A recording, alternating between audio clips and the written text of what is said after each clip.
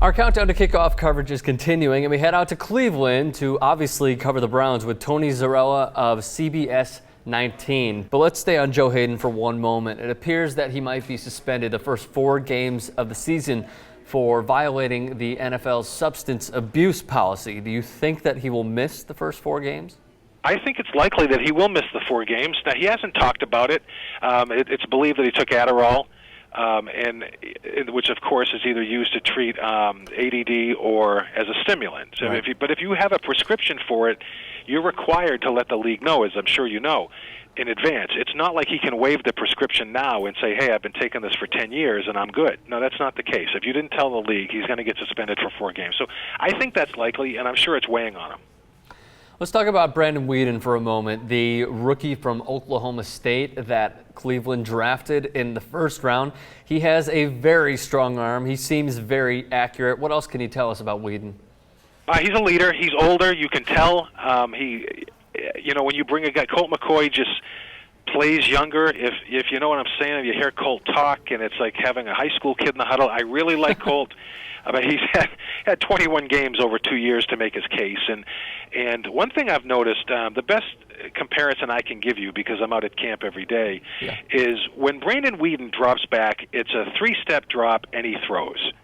When Colt McCoy drops back, even in practice, and you see this in games, he drops back and starts rolling right and starts buying time. Every play looks like the Montana to Clark touchdown pass. Every single play, he's pumping, he's rolling. It's like, and I don't know if he's really having that much trouble checking down and reading the defense, but I think that's the most likely scenario. And from day one, Brandon Weeden has jumped in there, and he's decisive. And of course, he's built like Roethlisberger, so he's probably he proved he could take a hit when the Packers drilled him, and still completed a pass. So I think there's a difference there. Let's talk about Trent Richardson for a moment. He's recovering from arthroscopic knee surgery he had on August 9th. Do you see him being ready for the regular season? I do. I think he'll be ready for the Eagles game on the 9th. It does concern me a little bit that there's a certain rhythm that has to happen between running backs and the offensive line. It's not, you just don't go out there and boom, you're in sync together. Right. I wish he had played in a preseason game.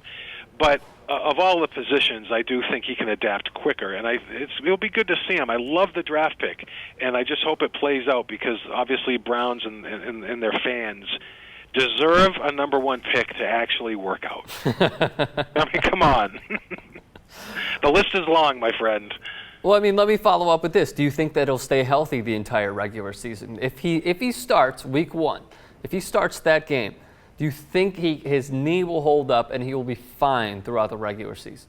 Yes. If I had to bet on it, I would say he will. I can't lie. I'm 10% concerned, because I will tell you this: if this is a 1 week on, 1 week off scenario where that knee has to be maintained, so to speak, and then cleaned up, it's going to be a disaster for this team, because they have a rookie quarterback. They've got a rookie receiver, Josh Gordon. Okay, they got a second-year receiver, Greg Little. They got a third or fourth-year receiver, Mohamed Mascoua, who's done nothing. Yep. They're not in the position to go out there without a very strong. They traded up to get Trent Richardson, albeit one spot, but they took him 3rd overall in the draft. He has to be a difference maker. They don't have a choice. I think he will be. From what we saw at Alabama, these are SEC defenses. These are grown men. These are not college kids. I think if he could survive and show that he is a legitimate running threat and can power through linebackers and run through the holes, and he certainly has the speed, even though he is more of a power back, I would say. Good footwork. I think he will survive during the season. Fantasy sleeper right there. A few more questions for you, Tony. It's funny you say that, because I did the fantasy draft the other night, and I took him. I took Stafford first, and then with the very next pick, I took Trent, because I do think that. I do think he's going to be that kind of back. Well, you took him in the 2nd round? Well, I had the 10th overall pick in a 10-team league. So when I had the number 10, and then I immediately had another pick. And when I looked at the running backs that were off the board, which were, of course, the usuals, the Fosters and the Petersons, once they're off the board, I said, you know what, I'm taking Trent. I think he's going to score a lot of touchdowns, and I think he'll have a good year. I would have held out maybe another round or 2, to be honest with you. But, hey, it's your team. It's your team. It's not mine. So. Well, where were you on Wednesday night? You could have helped me out. You got my cell. Give me a call. All right, so anyways, getting back on topic, Frosty Rucker, a few more questions for you. Frosty Rucker also has a knee injury. What's the latest on him? He was back at practice, but that's the kind of preseason it's been. He'll be okay, and he's a pass rusher, and he was, I think people expected a bigger name or a more dramatic impact in the off season. But I like Frosty knows the division well, and I think he'll be on the field. Obviously, I think they've been banged up. These training camps in this new and I'm not sure improved NFL are tough to watch, and because there's absolutely no hitting. I don't know how any team in the league prepares themselves for week one when you can't hit. And I get the caution on behalf of the coaches because they played the Packers. The Browns had 15 guys out. The Packers had 18 guys out. But it's crazy. Yeah. But you do need to prepare and actually hit the other guy once in a while. It is football. Last question for you, Tony. The over-under, according to Vegas, is 5 wins on the Cleveland Browns this year. What do you say, over or under? Over, absolutely.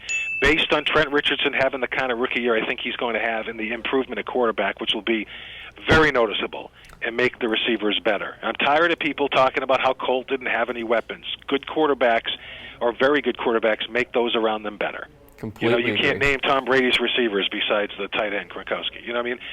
And I'm not saying he's Tom Brady. I'm just saying. No. Wes Welker, Deion Branch, come on. Those well, are but he made Wes Welker. Go to Pittsburgh where they take Antonio Brown out of the MAC and make him a star because they get Roethlisberger back there. That's all I'm saying. I think it'll be a big improvement. I got him winning 8-9 games. 8 or 9 games? Yes, I should also probably be drug tested at this point, but I don't care. I'm in. I'm in with the Browns. All right, we'll have Roger Goodell come to your office in a little bit. Tony Zarella of CBS 19 Action News. We really appreciate the time, and we'll talk to you soon. Always a pleasure.